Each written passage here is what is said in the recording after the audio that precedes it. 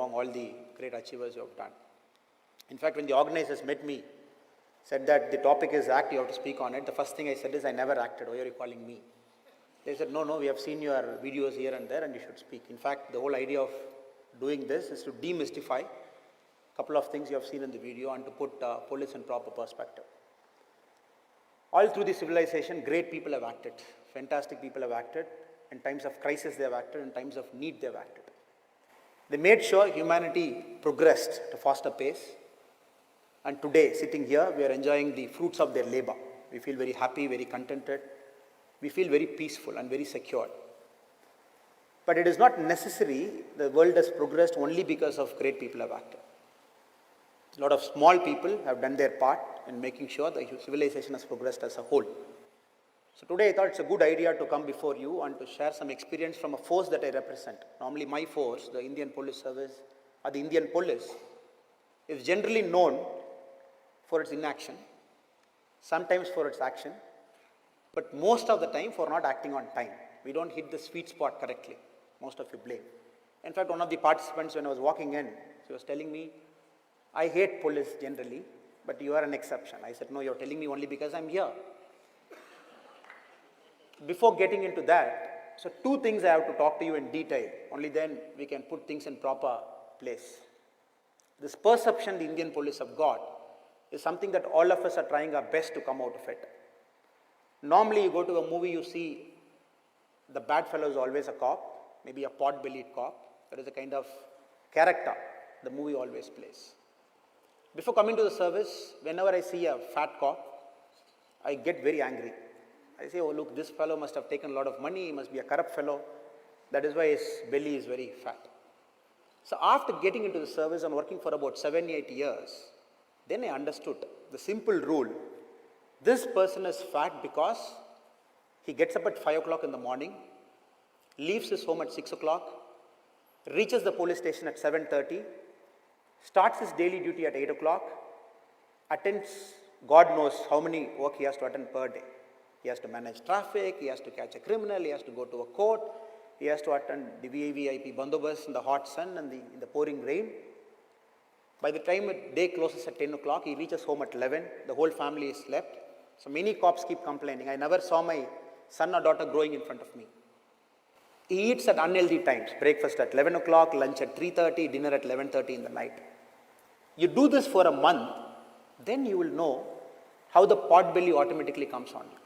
Because the society puts so much responsibility on them. That is some responsibility which he cannot meet in the first place. So naturally, in fact, this perception, it took about 7 years to understand. Second, if I ask you, how many of you believe a policeman is corrupt? I think many of you will raise your hand. But if I change the question a bit, if I tell you, how many of you personally experienced a police corruption?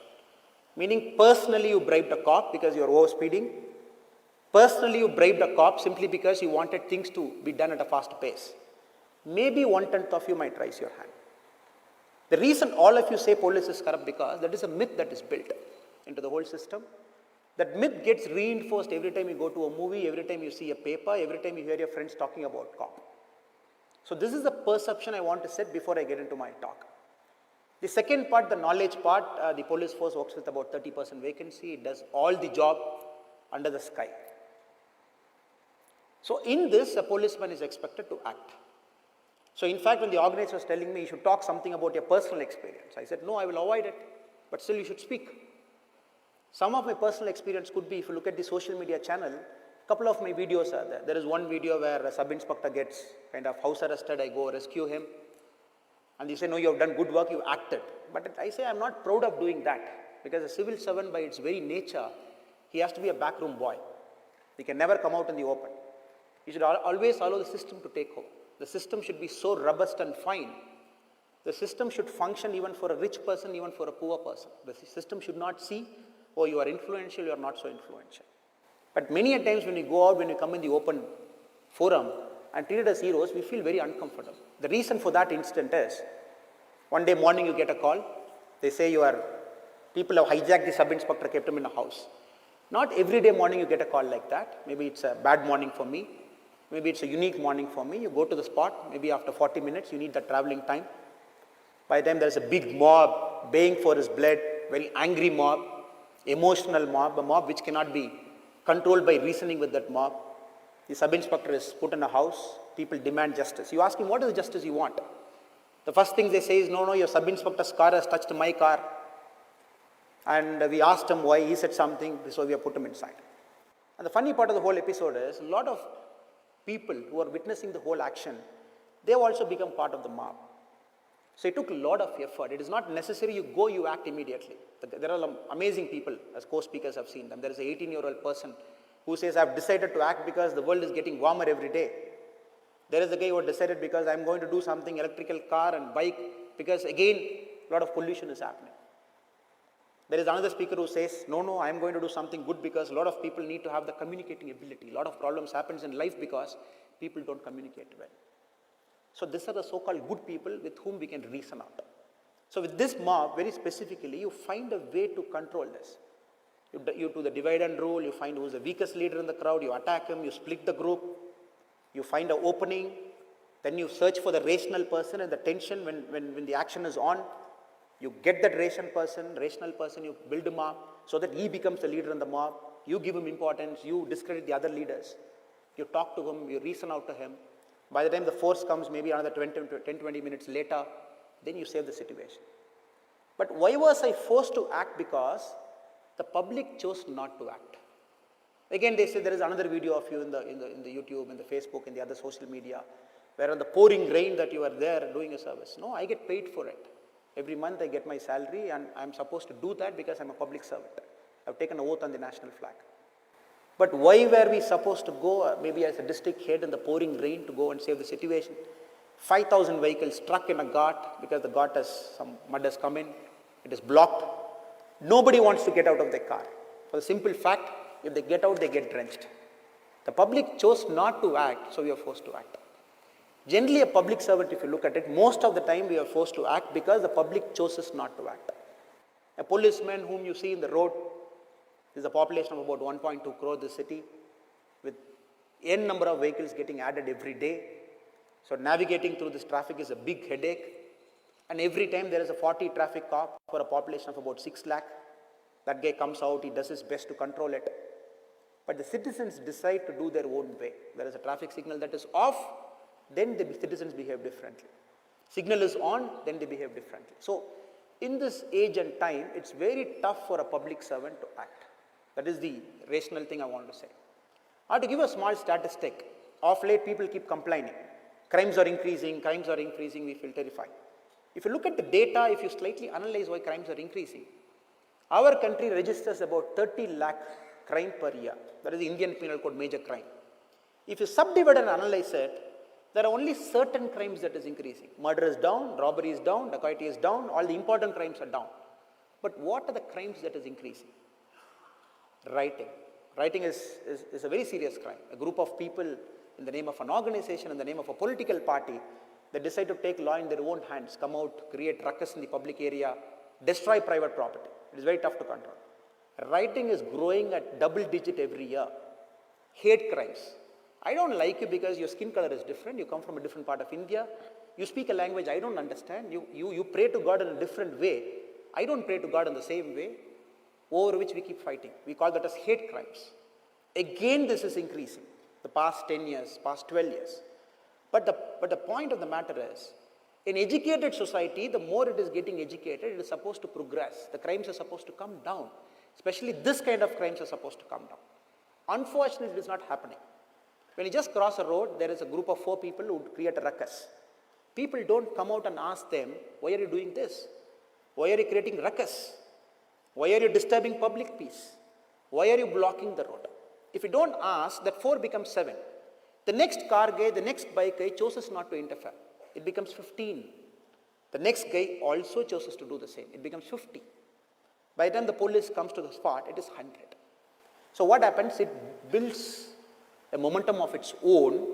Then we get into all these issues in the society. Next, you will ask me, should we act every time?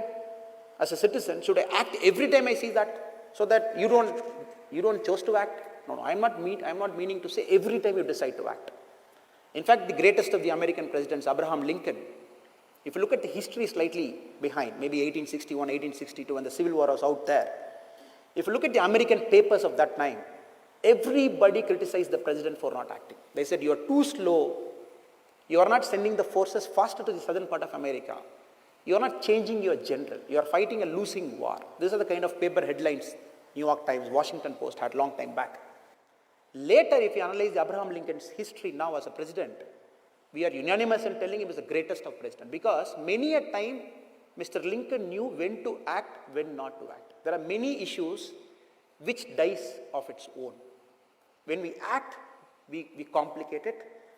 It goes slightly beyond control, and we need to put too much effort to control it. I'm not asking all of you as citizens to act. But simple things you can do in life. We have a traffic eye for the Bengaluru city.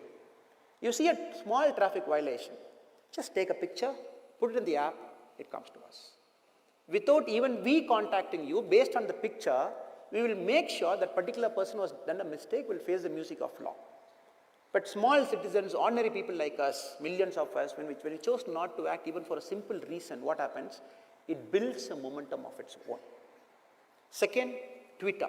Recently, we all have seen a tweeted image of a constable in Uttar Pradesh. You must have seen a week back. Sitting in a police station, having a 6-month-old baby next to her. She was doing her police work in uniform. It became so viral last week. It forced the Director General of Police, Uttar Pradesh Police, to act after seeing all those images, to call the lady, talk to that lady personally, and to transfer her to the place of her choice, and to make sure she is comfortable with her husband and with her parents. Because many a time as citizens, you see a good thing happening outside. All you have to do is take a picture, tweet it. You might not understand. Do my tweet has got a power? Because everybody criticizes you. This younger generation is into tweeting, is into Facebook, is into this, that. Yes, that is a sign of times. We can't do what? We are growing with technology. But many a time we can use the technology for a productive purpose. The Arab rebellion. It started because one fellow chose to commit a self-immolation in Tunisia. He said, my government is corrupt, I'm going to commit a suicide. Yes, but look at the spark it generated. It just went about 7-10 countries it went. Only because Twitter was active, certain social media was active, citizens chose to act instead of waiting for anybody to come. That is my only hope and wish. A public servant is always a backroom boy. He is not supposed to come out. If he comes out, if his video comes out as seeing in action, which means those are all preventable causes. Maybe it is not prevented, he is supposed to come out. So this younger generation, amazing generation, fantastic generation. I'm meaning this because you are the very few fortunate people in this country's history. You're at the right time in India's right progress. Maybe if you're 30 years before, you must be in the age-old state-controlled times. All we are searching for an RBI job, searching for a police job. Maybe if you're 50 years later, we might be in the same Japanese model, old people. Maybe the economy is not doing that great. You are right then in the best of times. Very few people had this opportunity. It is an opportunity for you to control the space you live in. Make sure your public service works to your best, to your optimum level. And I hope and pray this generation who is here will do that, will achieve that, and make sure you stand hands with us. We will act. But many a time you blame us for inaction because by the time we come there, things are beyond our control. It has achieved a momentum of its own. So let us not allow that to happen, the citizens of Bengaluru and everybody around the globe. So act when you're required to act, so that the public servant is forced not to act for the whole greater benefit of the society. I wish you the very best, and may God be with you, whatever you want to do in life. Thank you so much. Thank you.